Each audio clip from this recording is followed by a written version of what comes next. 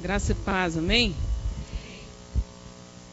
Nós vamos continuar um pouquinho. Eu quero falar algo para você que Deus falou muito comigo essa semana. Foi muito intenso e eu quero repartir com você, amém? Nós falamos semana passada, quantos lembram o que nós falamos? Levanta a mão bem alto. Então fala aí pro seu irmão do lado que não lembra.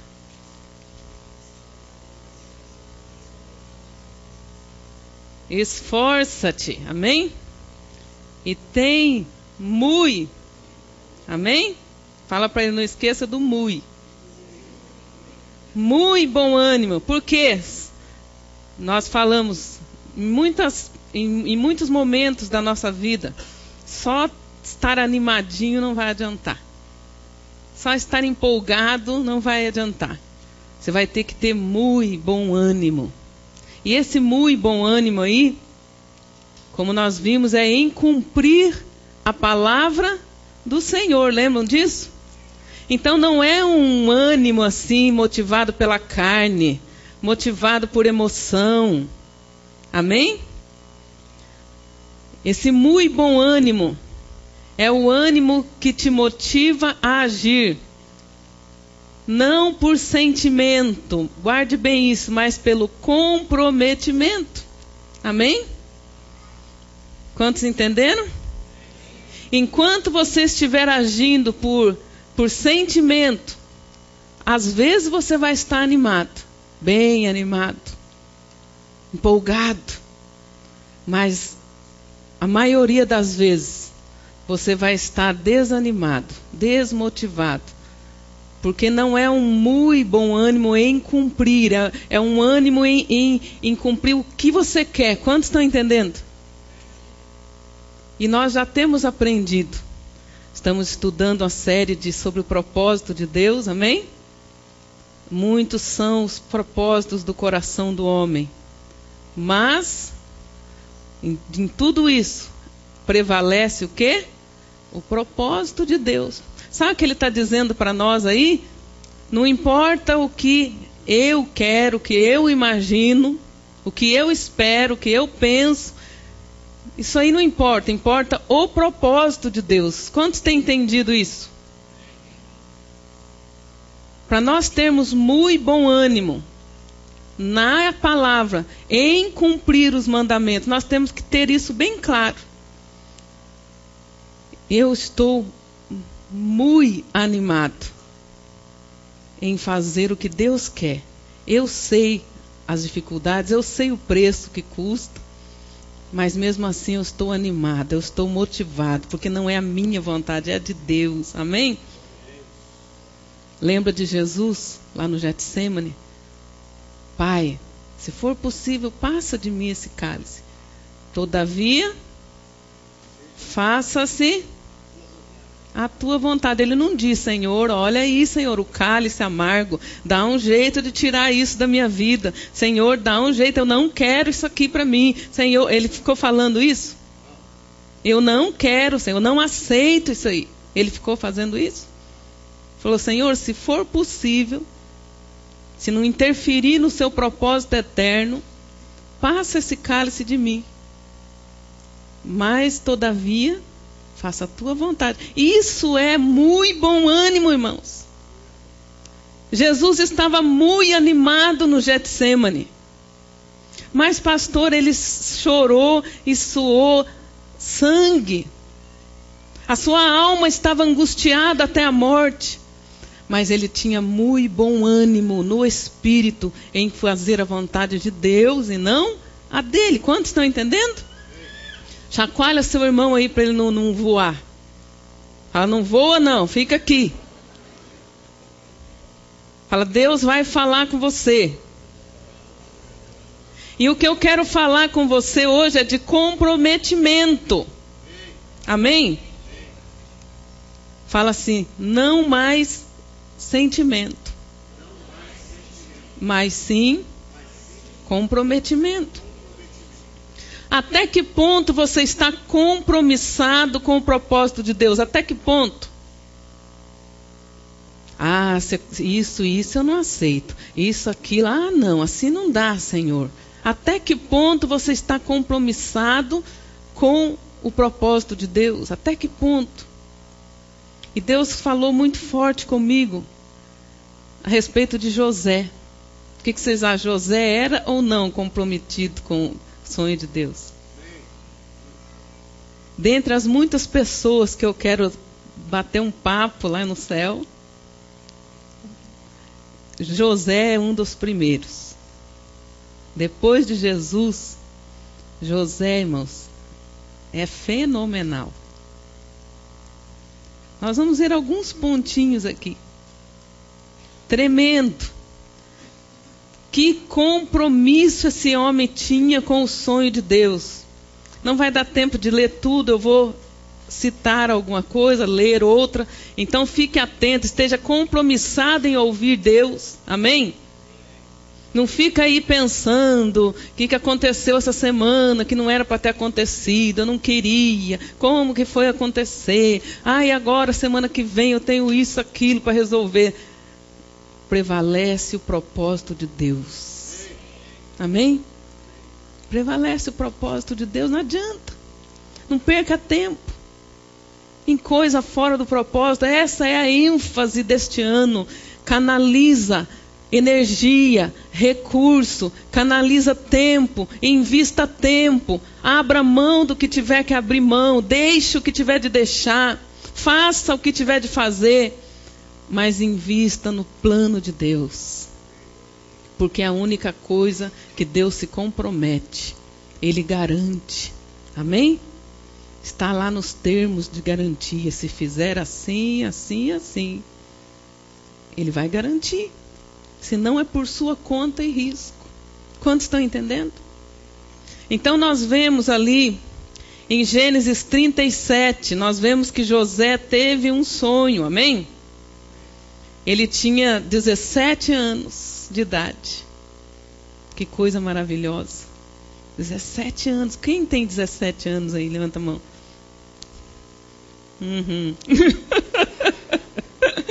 Tem alguém de 17 anos? Rapidinho, levanta a mão. Ninguém? Aqui. É. Gênesis 37, Jacó habitou na terra da sua peregrinação, na peregrinação de seu pai, na terra de Canaã. Estas são as gerações de Jacó. Sendo José de 17 anos, apacentava as ovelhas com seus irmãos, e estava este mancebo com os filhos de Bila e com os filhos de Zilpa, mulheres de seu pai, e José trazia uma má fama deles a seu pai. Né? Nós vemos ali que o José prestava conta para o pai dele, dos irmãos dele, o que eles aprontavam. Então imagina como eles gostavam dele, né? E nós vimos aqui no verso 5, sonhou também José um sonho que contou a seus irmãos. Eles gostavam tanto dele que ele se animou em contar um sonho. Contou um sonho aos seus irmãos, por isso o aborreciam ainda mais. Quantos lembram do sonho do José? Ok.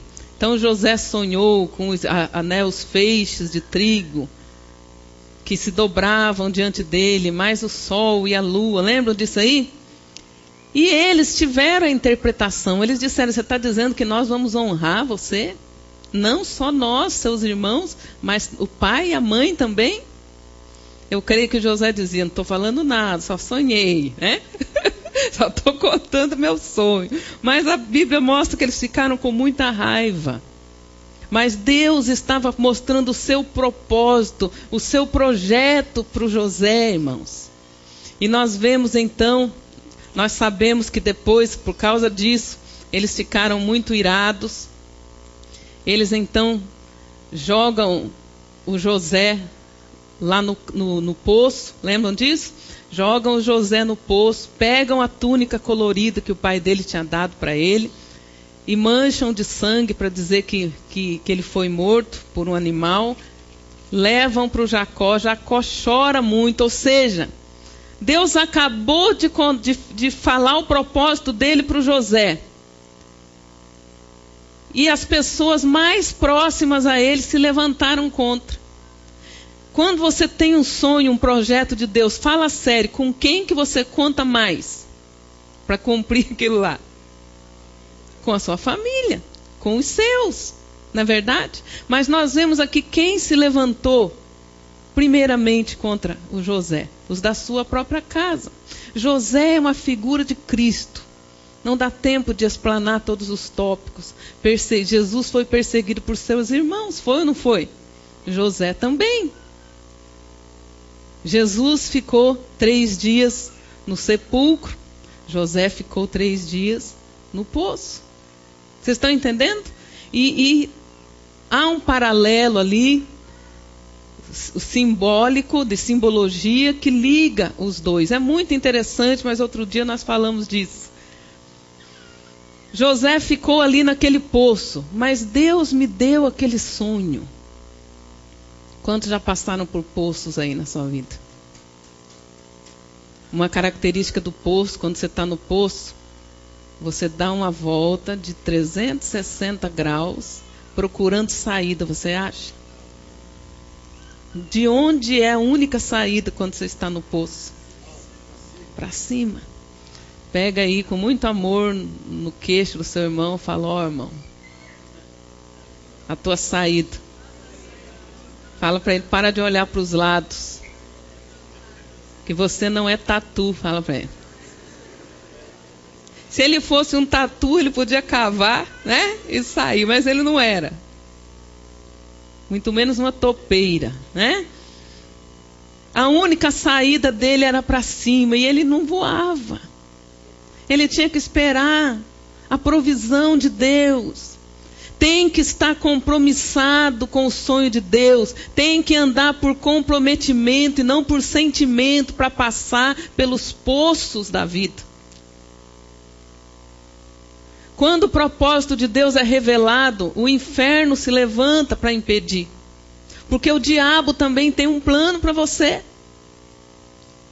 Um plano de morte. Um plano de terror. Você reconhece nas notícias muitas pessoas sendo instrumento do diabo? Reconhece ou não? O plano do diabo está se cumprindo na vida deles. Não o de Deus. Então José ali, talvez ele ficou assim como você fica, será? Quando você passa a luta. Qual você acha que foi a postura de José? Se fosse você lá dentro daquele poço. Mas e o meu sonho? Acho que foi aquele cabrito que eu comi de noite.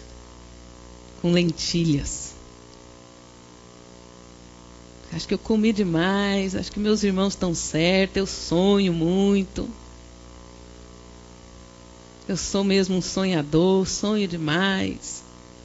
Eu me lembro uma vez que uma pessoa começou a vir aqui para a igreja e nós começávamos a falar do propósito, da visão, e essa pessoa disse: ai, vocês sonham muito.